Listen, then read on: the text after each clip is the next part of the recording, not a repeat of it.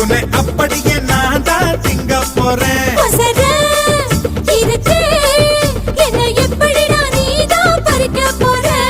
அணிலாக மாறினான், அழகாக தாவினான், அங்கங்க உன்னை கடிக்க போறேன்.